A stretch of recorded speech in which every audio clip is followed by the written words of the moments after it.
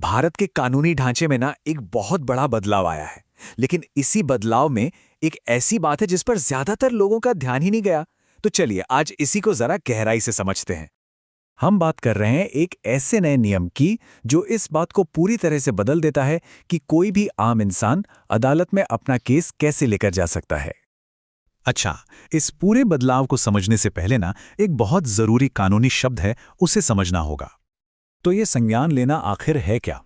इसे ऐसे समझिए, ये वो पल है जब कोई जज किसी केस को ऑफिशियली अपने हाथ में लेता है उस पर काम करने के लिए।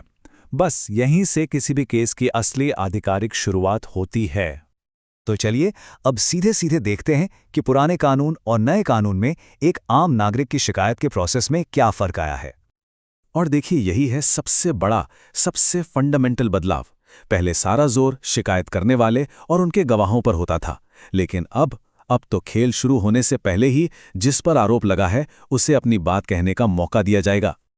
मतलब जो प्राइवेट कंप्लेंट्स होती हैं ना, उनकी कानूनी प्रक्रिया में अब एक बिल्कुल नया स्टेप जुड़ गया है। और ये ऑप्शनल नहीं है, ये कंपलसरी है। तो ये पूरा प्रोसेस अब दिखता कैसा है? एक नागरिक शिकायत दर्ज कराता है, फिर मजिस्ट्रेट आरोपी के लिए एक संज्ञान पूर्व सुनवाई रखता है।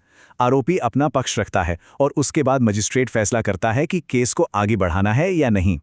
और यहीं पर है वो नई रुकावट। आरोपी अब केस ऑफिशियली शुरू होने से पहले ही प्रोसेस का हिस्सा बन गया है। अब ये जो नया तरीका है प्राइवेट कंप्लेंट्स का, ये एक बहुत बड़ा सवाल खड़ा करता है।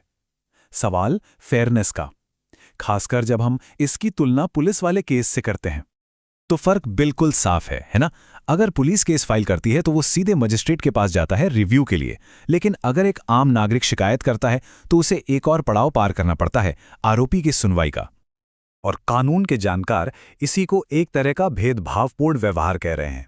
उनका कहना है कि पुलिस की रिपोर्ट और एक आम नागरिक की शिकायत के बीच ये जो फर्क किया जा रहा है, ये ठीक नहीं है।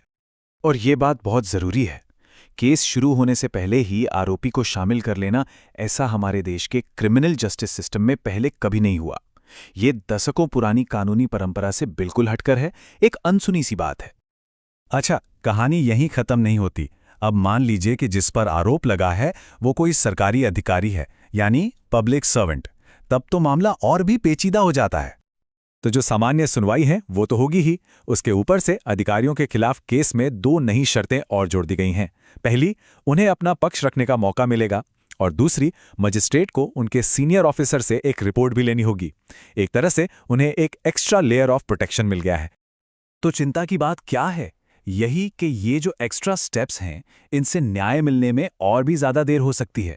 और आलोचक कह रहे हैं कि ये तो न्याय प्रशासन के लिए एक अपसेवा जैसा है, मतलब जस्टिस सिस्टम के लिए नुकसानदेह है। तो घूम फिर कर सवाल वही आता है, इस पूरे कानूनी बदलाव का हम जैसे आम नागरिकों के लिए आखिर मतलब क्या है?